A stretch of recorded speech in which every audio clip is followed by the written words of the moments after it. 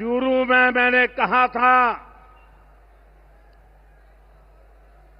Air strike के बाद मैं आया था, तब मैंने कहा था, सौगंध मुझे इस मिट्टी की, मैं देश नहीं मिटने दूंगा, मैं देश नहीं झुकने दूंगा। मोदी की नसों में लहू नहीं, गरम सिंदूर बह रहा है। नरेंद्र मोदी मंचों से गरजते हैं। वो कहते हैं कि उनके नसों में गरम सिंदूर बह रहा है। पाकिस्तान को पानी नहीं मिलेगा, हिंदुस्तान पर आफत नहीं आएगी।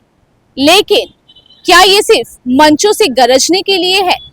आखिर में सवाल ये है कि अगर उनके नसों में खून की जगह सिंदूर बह रहा है, तो फिर आतंकी हमले पर जवाब क्यों नहीं दिया जा रहा है? सीज फायर क्यों लगाया गया? कई सारे सवाल है, लेकिन जवाब इसका कुछ भी नहीं। आखिर में जो आतंकवादी पहलगाम में घुसकर जिस प्रकार से आतंकी हमला किया था, वो आतंकवाद कहां गए?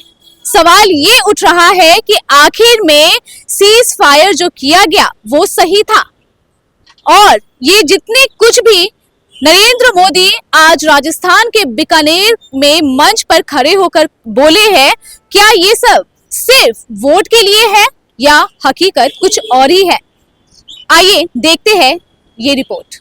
प्रधानमंत्री नरेंद्र मोदी आज राजस्थान के बीकानेर दौरे पर 6000 करोड़ रुपए से ज्यादा की विकास योजनाओं की शुरुआत और शिलान्यास किया। सुबह पीएम मोदी ने करणी माता मंदिर में दर्शन किए और फिर अमृत भारत स्टेशन योजना के तहत नए बने देशनोक रेलवे स्टेशन का उद्घाटन किया। इस दौरान उन्होंने पाकिस्तान को चेतावनी देते हुए कहा कि अब पाकिस्तान से बात सिर्फ पीओके यानी कि पाकिस्तान के कब्जे वाले कश्मीर को लेकर ही होगी। पीएम मोदी ने कहा, पाकिस्तान को भारत के पानी का हक नहीं मिलेगा। ये भारत का ठेका और संकल्प है। कोई भी ताकत इस संकल्प को रोक नहीं सकती। जो पाकिस्तान आतंकियों का साथ देगा, उसे इसकी कीमत चुकानी पड़ेगी। पीएम मोदी ने कहा, मेरी नसों में अब गर्म लहू नहीं बल्कि सिंदूर बह रहा है।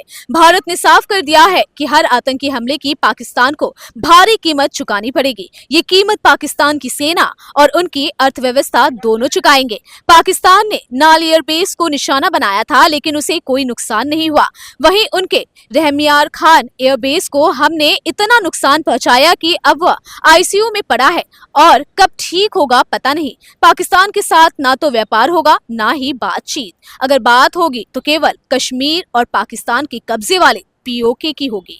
पीएम मोदी ने आगे कहा कि ऑपरेशन सिंदूर ने आतंकवाद से लड़ने के 3 नियम बनाए हैं। पहला, अगर भारत में कोई आतंकी हमला करेगा तो उसे तेज और कड़ा जवाब मिलेगा। इस देश के खिलाफ युद्ध माना जाएगा और जवाब देने का समय सेना तय करेगी। दूसरा, भारत परमाणु धमकी से डरने वाला देश नहीं है।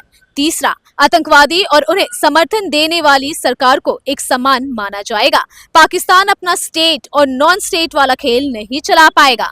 पूरी दुनिया में अलग अलग 7 प्रतिनिधिमंडल पाकिस्तान की सच्चाई दुनिया के सामने रखेंगे। पाकिस्तान का असली चेहरा सबके सामने आएगा।